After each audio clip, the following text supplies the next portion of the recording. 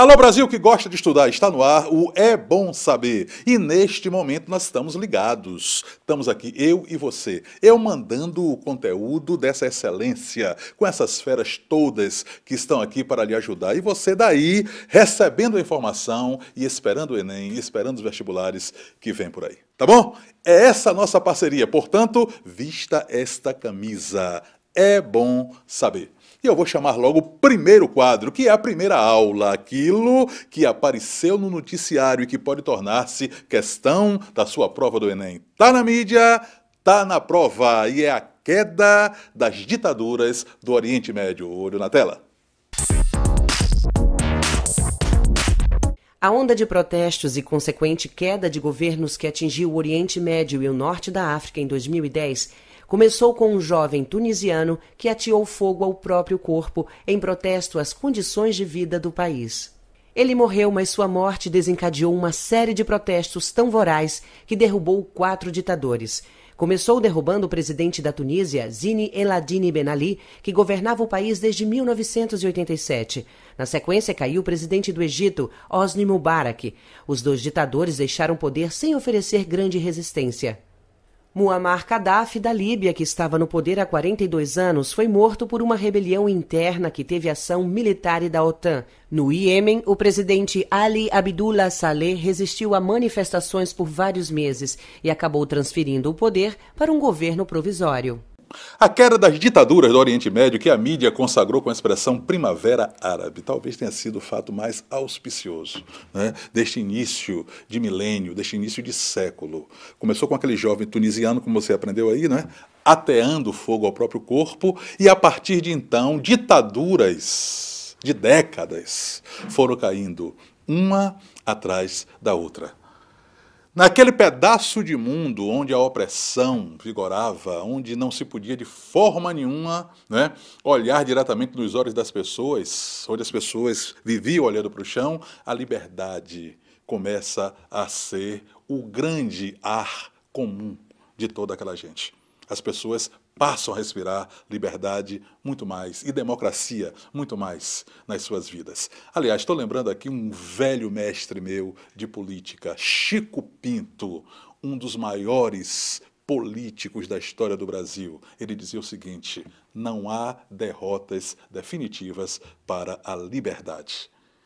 E o Oriente Médio está dando esse exemplo a todos nós. Isso é muito bom. Estudo não para de forma nenhuma, vamos continuar. E agora eu vou chamar aquele assunto, eu sei que você adora, claro, porque é uma grande força. Você pode ter esquecido, pode não ter visto bem, e agora você vai aprender definitivamente. Na base, noções de química orgânica com o professor Vanderby. Olha só. Olá, alunos. Meu nome é Vanderby, sou professor de Química e hoje iremos fazer uma explanação geral acerca da química orgânica. O que vem a ser a química orgânica? A química orgânica é a parte da química que vai estudar os compostos formados por átomos de carbono. Bom, a primeira ideia que se teve acerca da química orgânica é de que seria o ramo da química que iria trabalhar com os compostos de origem viva.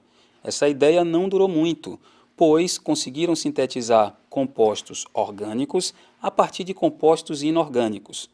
Hoje, a química orgânica é a parte da química que está mais fortemente presente no nosso dia a dia. Por exemplo, boa parte das fibras sintéticas, dos tecidos em geral, são de compostos orgânicos, os medicamentos são de origem orgânica, boa parte dos alimentos são de origem orgânica, os plásticos são de origem orgânica. A química orgânica se destaca pois grande parte desses compostos pode ser utilizado como fonte de energia através da reação de queima, da reação de combustão, que é o que acontece, por exemplo, com alguns derivados do petróleo, como gasolina, querosene e diesel. Outra coisa importante da química orgânica é que os seus compostos estão divididos nas mais variadas funções. Por exemplo, os hidrocarbonetos, a função mais simples da química orgânica, são os compostos formados apenas por átomos de carbono e hidrogênio. Os hidrocarbonetos eles são divididos em alcanos, alcenos, alcinos e alcadienos, que são os hidrocarbonetos que apresentam cadeia aberta, os ciclanos, os ciclenos e os compostos aromáticos, que são hidrocarbonetos que apresentam cadeia fechada. Hidrocarbonetos importantes no nosso dia a dia, poderíamos citar a gasolina, que é uma mistura de alcanos, poderíamos citar também o metano, que é o principal componente do gás natural, poderíamos citar também o eteno, que também é conhecido com o nome de etileno, que é presente na grande maioria dos plásticos, o propileno, outro que também está presente na grande maioria dos plásticos, nos chamados polímeros, e também poderíamos citar alguns aromáticos, como o benzeno e o naftaleno. Outras funções orgânicas importantes seriam as funções oxigenadas, como, por exemplo, os álcoois, aldeídos, cetonas, éteres, ésteres. Todas essas são funções que apresentam carbono, hidrogênio e agora o átomo de oxigênio. Temos também funções importantes que têm nitrogênio na sua estrutura, como, por exemplo, as aminas e as amidas, que são compostos orgânicos derivados da amônia, pela substituição dos hidrogênios da amônia por radicais orgânicos. Um outro detalhe bastante importante acerca dos compostos orgânicos seriam as suas interações, ou seja, forças intermoleculares. Os hidrocarbonetos são compostos apolares e, entre eles, a força intermolecular que existe é a dipolo induzido. Os aldeídos, cetonas, éteres e ésteres são compostos fracamente polares que unem-se por dipolo permanente. Os álcoois, fenóis, ácidos carboxílicos, aminas e amidas, estes unem-se por ligação de hidrogênio, que é uma força intermolecular muito mais intensa. Bom, espero que vocês tenham entendido um pouco mais acerca dos compostos orgânicos. Um forte abraço e até a próxima. Perguntando e aprendendo, estudantes questionam, professores respondem e você aprende. Se ligue. Meu nome é Felipe Maurício. Mestre, o que representou o governo esquerdista para a política brasileira? Felipe, cara, sinto não poder lhe atender. É que, na verdade, o Brasil jamais possuiu um governo esquerdista. Durante o Império, fomos governados monarca a serviço de uma aristocracia rural. Na fase republicana, continuavam as oligarquias rurais, cafeicultoras, no domínio do Estado brasileiro. A partir de 30, da Revolução de 30, Getúlio significou o aburguesamento do Estado. Aí se dizia pai dos pobres, porém, consertamos nós, mãe dos ricos. Após a era Vargas, o que se tem é um conjunto de governantes atendendo aos interesses da burguesia nacional, justamente no momento em que o país se industrializava e se modernizava. Nessas duas últimas décadas, quando parecia que efetivamente o governo brasileiro estaria a serviço das massas trabalhadoras, nós tivemos grandes decepções. O presidente Fernando Henrique Cardoso, ao assumir o governo, declarou: esqueçam o que eu escrevi. Ora, o que ele havia escrito? Todo um conjunto de ideias modernas, de avanços sociais. E o que ele fez efetivamente? Adotou uma linha neoliberal em nome da globalização, e durante sua gestão aconteceu um enriquecimento dos ricos e o empobrecimento dos pobres. Foi sucedido por Luiz Inácio Lula da Silva. Pela primeira vez, um trabalhador, um operário, chegava ao posto mais elevado do Estado brasileiro. E ele, quando assumiu, disse: jamais fui socialista. Que grande decepção! Assumiu a defesa dos grandes banqueiros instalados no Brasil. O capitalismo financeiro multinacional nunca, jamais teve tanta exuberância nos seus lucros quanto no período lulista recente.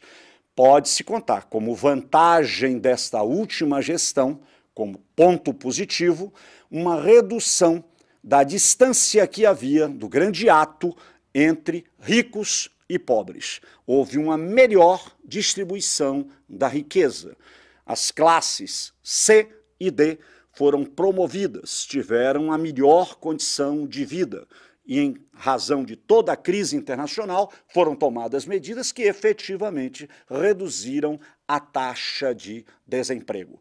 Mas dizer deste último governo, socialista ou de esquerda, seria um exagero que os historiadores jamais aceitariam como tal. Essa é a resposta, Felipe. Cara, espero que você continue estudando história e concluindo, talvez, pelo inusitado.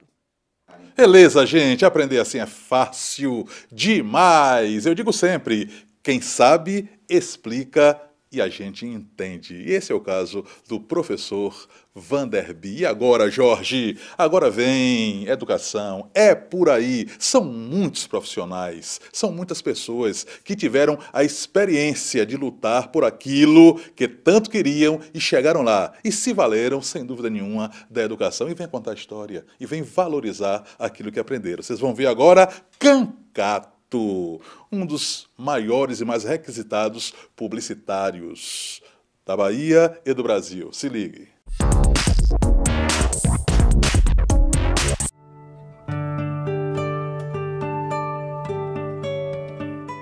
Com o passar do tempo, né, eu vejo, por exemplo, minha filha hoje reclamando muito de ir à escola, que é cedo, que é ruim, que o que ensina acho que não vai usar durante a vida, e o que a gente vê é exatamente o contrário, é que a gente vai vivendo e aprendendo e vendo que todas essas coisas, muitas vezes as coisas que a gente achava que não iam servir para nada, em algum momento em nossas vidas se tornam coisas úteis, né?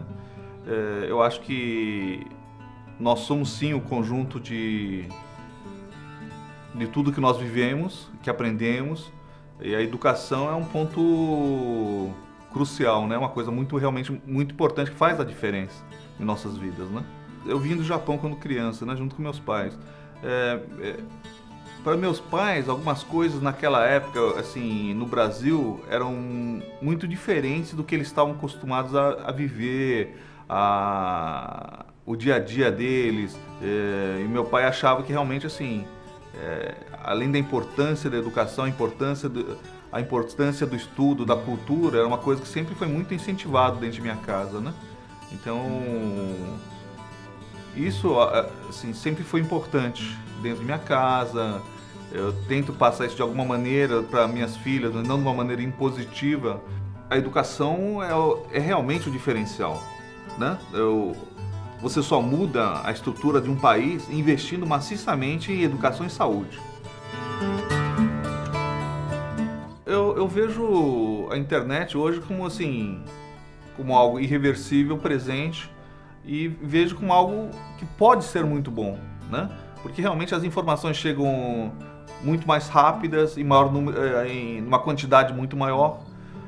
E isso enriquece, né, o mundo da gente, enriquece o horizonte, o que é que está acontecendo. A gente está sabendo se no Japão teve nesse momento um terremoto, se caiu um presidente de tal país, ou o que quer que seja, né? Ao mesmo tempo, não existe uma triagem de informações, então isso eu também acho que pode ser muito perigoso, principalmente para crianças, né, que ainda estão em formação, que não discernem exatamente o que pode ser bom ou pode não ser bom para elas. Acho que uma mudança social, uma mudança coletiva, uma melhoria para todos nós, para a coletividade, para o país, para o planeta, só se dá com a educação. Só através da educação é que a gente pode realmente mudar a realidade em que a gente vive, né? Acho que a gente tem que pensar nisso, tem que começar a priorizar educação e saúde com as coisas mais importantes para um povo poder se desenvolver, né? Então o conselho é que todos vocês estudem muito e batalhem para valorizar a educação. Educação é por aí.